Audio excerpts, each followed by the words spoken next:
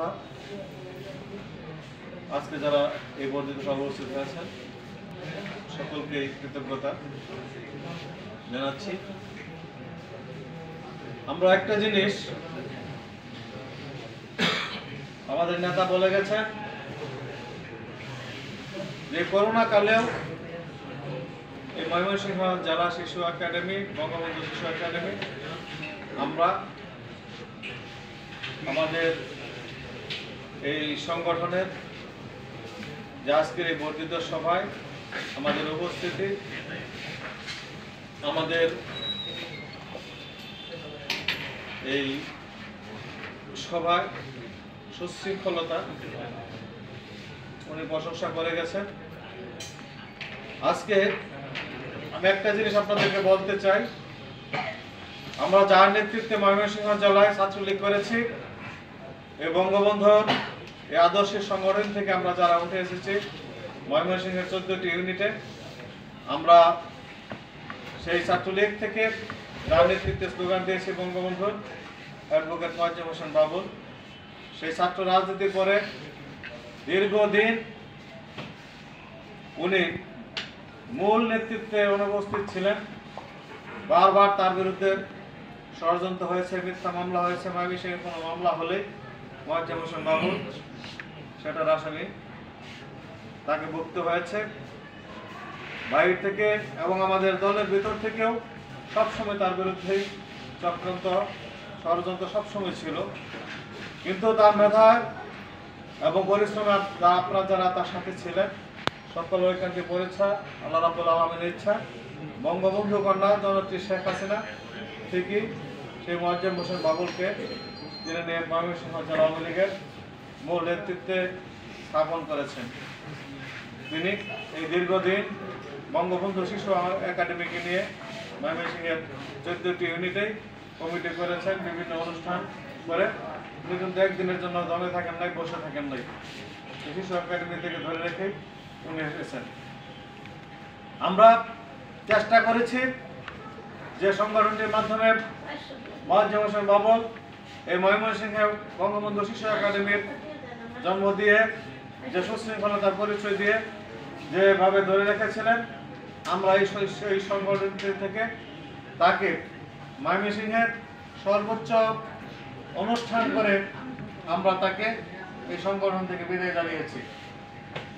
আজকে যাকে আমরা এই সংগঠনটা পেয়েছি, আমাদের ময়মনসিংহ জেলা বঙ্গবন্ধু শিশু একাডেমির সম্মানিত সভাপতি অধ্যাপক দিলরুবা শারমিন, আমাদের সকলের ভাবি নয়, শুধু আমাদের মাতৃতুল্য এখানে আমরা যারা আছি।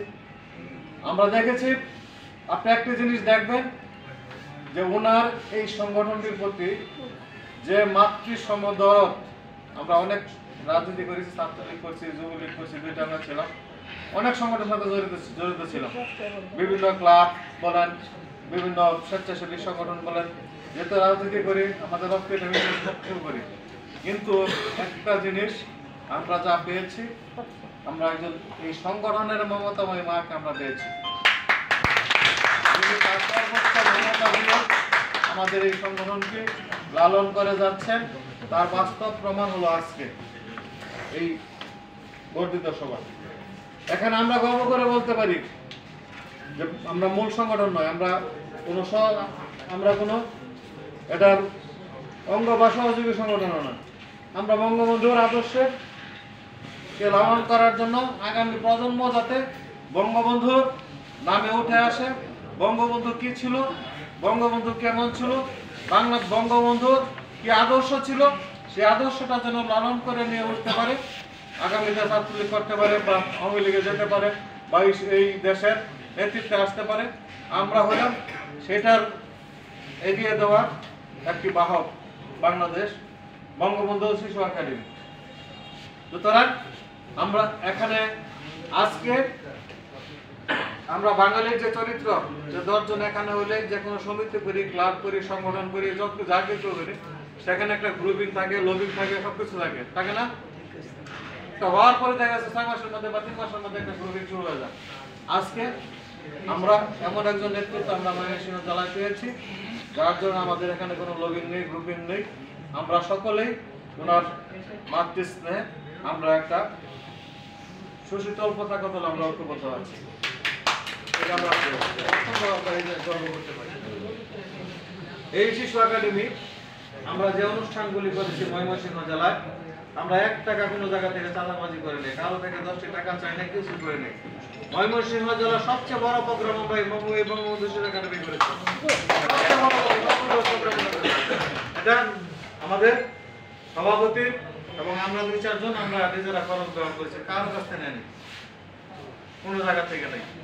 সুতরাং আমরা এই আমি যতগুলি প্রোগ্রামে করেছে ওনার ব্যক্তিগত বক্তব্যের তরফ থেকে, উনি কিন্তু ভাইয়ের কাছেও চাই নাই, নিজের পক্ষ থেকে ওনার ব্যক্তিগত তহবিল থেকে আমাদের অনেক খরচ উনি বারবার বহন করে যাচ্ছে, কোনোদিন কারোর কাছে বলে নাই।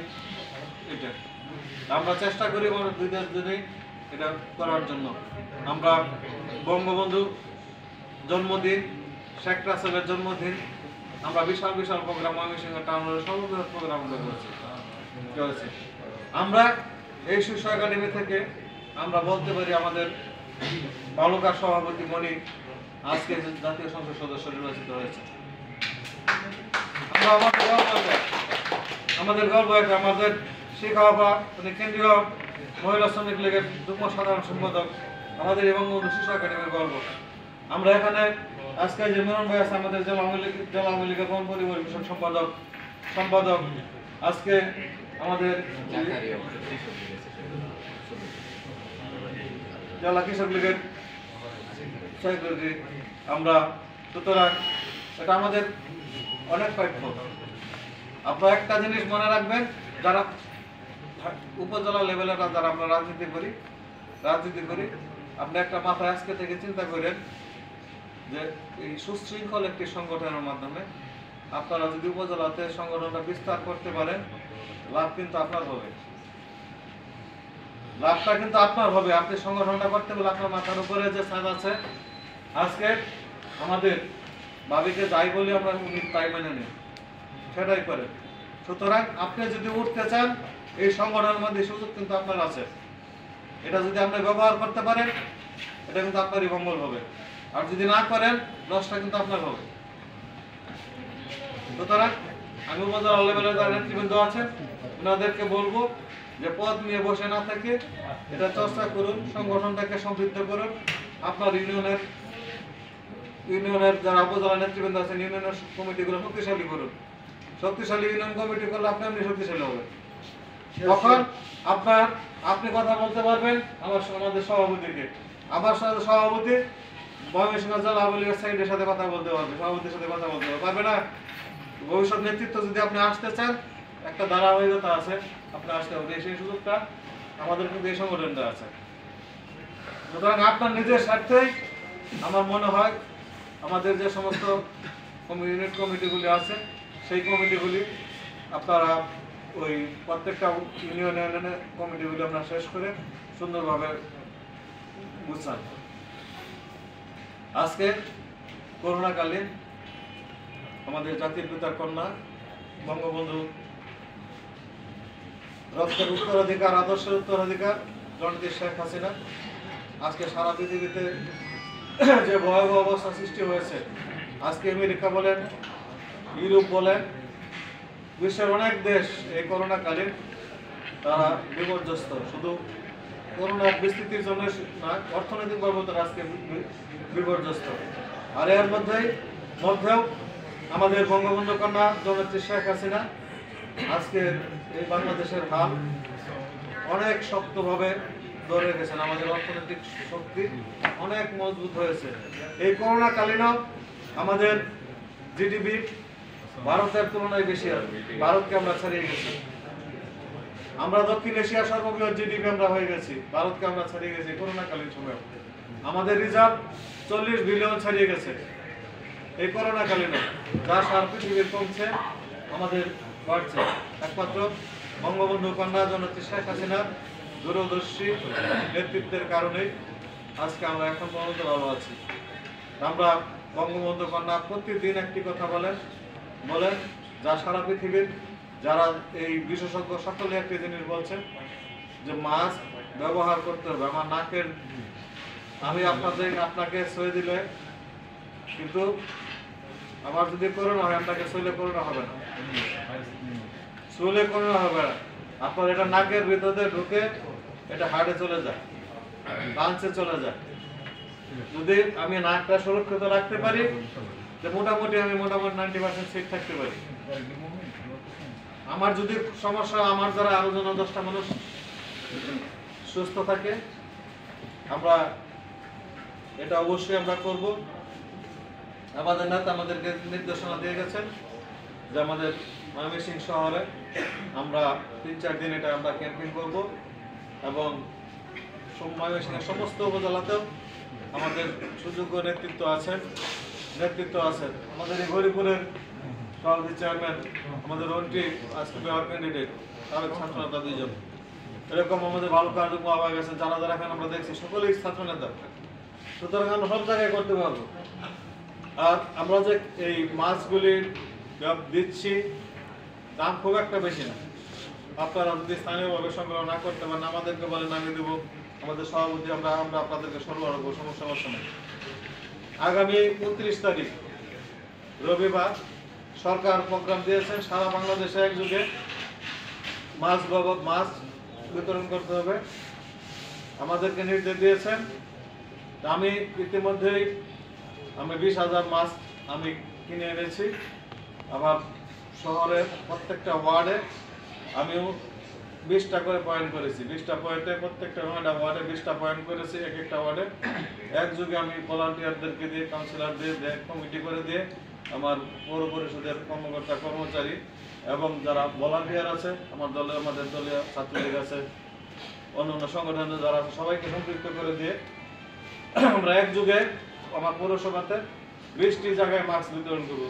20,000 মাস্ক নিয়ে আমরা এটা আমাদের যা মাছ আছে আমরা আরো মাছ সংগ্রহ করবো। আমরা যদি সংগ্রহ না করতে পারেন আমরা সরবরাহ করবো।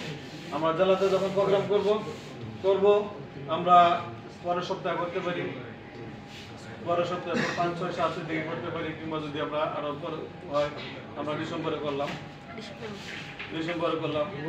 আমার প্রস্তাব থাকবে যে যদি 5, 6, 7 2 দিকে যদি আমরা 2-3 দিন করতে পারি।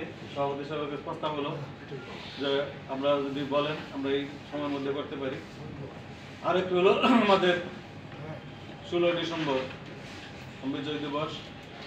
আজকে এই দিনে আমি দেখেছি জাতীয় কুচকাওয়াজ বন্ধ করে দিয়েছেন এবং এখন পর্যন্ত আমাদের সুনির্দিষ্ট কোনো নীতিমালা আসে নাই, শুধু বলছে যে সামাজিক দূরত্ব বজায় রেখে সংক্ষিপ্ত করার জন্য।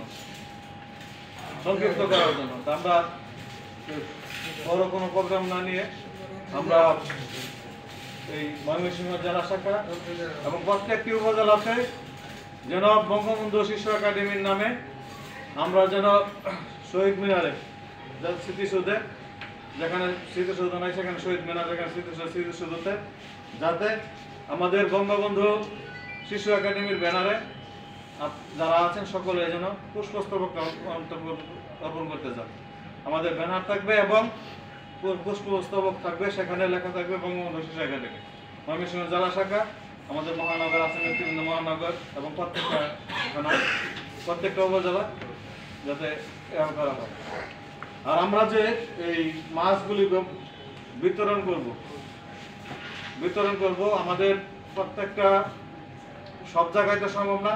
আমাদের সাংবাদিক ভাইয়ারা আছে, আপনারা তাদেরকে বিষয়ের জন্য অ্যাড করবেন, আর কিছু ফেসবুক লাইভে আসবেন যারা যারা এটা সম্ভব আসলে, মানে সকলেই জানলো।